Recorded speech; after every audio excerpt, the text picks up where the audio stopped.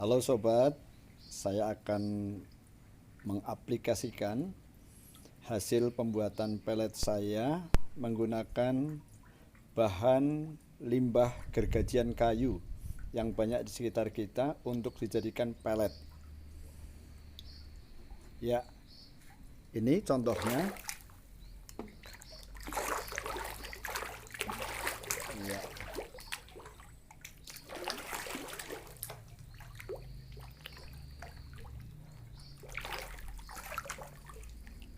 ya, mereka akan makan.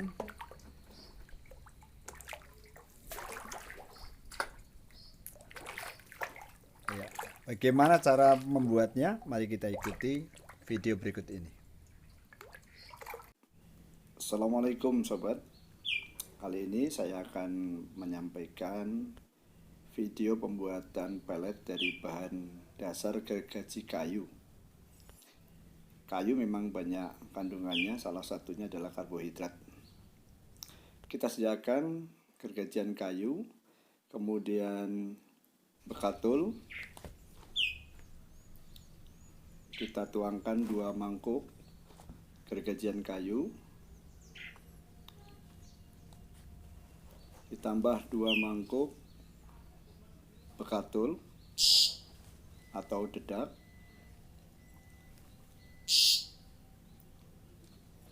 kemudian kita campur dengan cara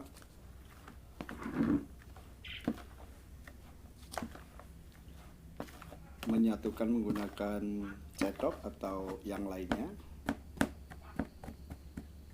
Kalau ada yang masih menggumpal, kita bisa remas-remas supaya bisa mencampur dengan baik.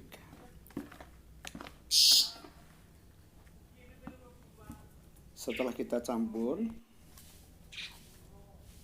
bahan yang kedua supaya ada mengandung protein, kita siapkan menggunakan pelet yang sudah jadi untuk mencampurnya agar supaya pelet yang akan kita pakai mengandung protein juga.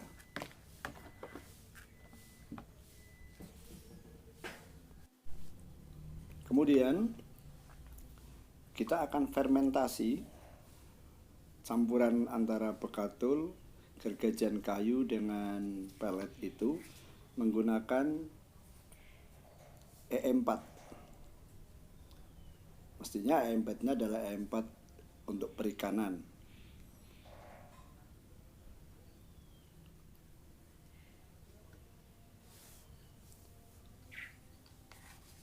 Pertama, kita masukkan 2 sendok gula pasir. Kemudian kita campurkan E4 perikanan, 2 tutup botolnya. Jadi menggunakan tutup botolnya kita ambil 2. Kemudian saat itu kita aduk-aduk supaya antara gula dengan E4 dan air yang setengah liter itu bisa larut di dalamnya, yang nantinya akan kita masukkan ke dalam campuran gergajian kayu, dedak atau bekatul, dan pelet.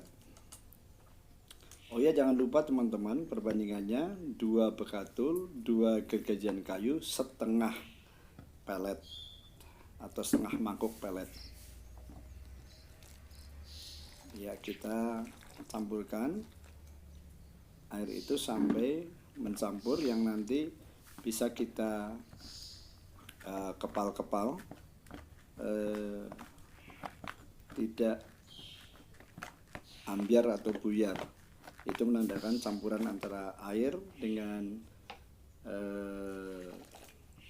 bekatul dan gergajian kayu serta pelet ini sudah campurannya ideal.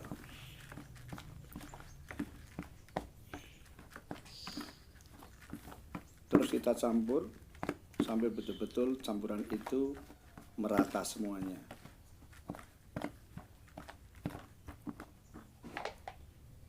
Jika kurang kita tambahkan supaya bisa memenuhi syarat tadi. paling tidak kalau kita remas, kita kepal, ya, tidak ambiar, ya. Ya, saya kira ini sudah baik.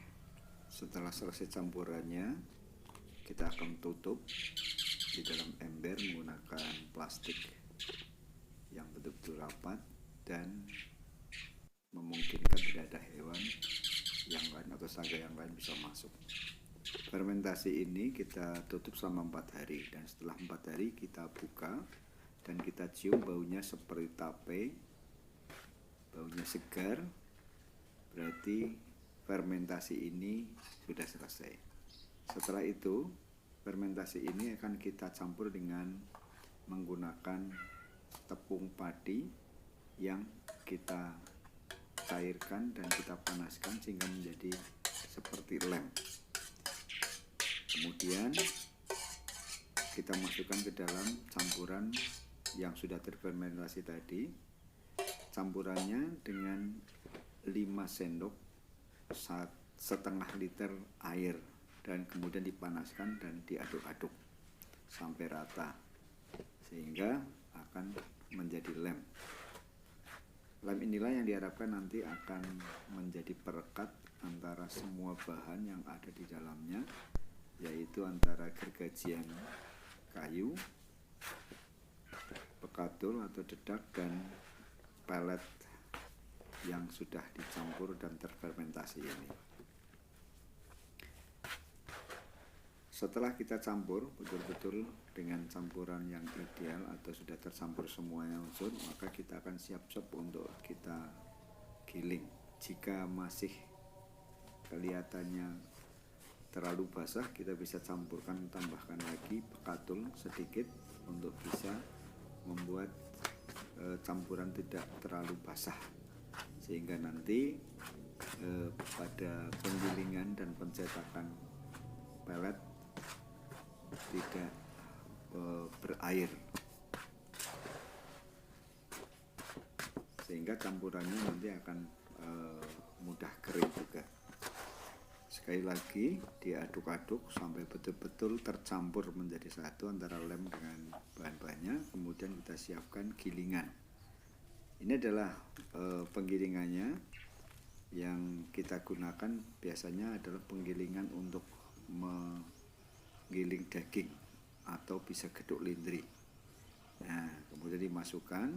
Kalau yang keluar itu bisa panjang-panjang lebih dari 1 cm, berarti ukuran untuk kadar air yang ada dalam campuran berarti sudah betul.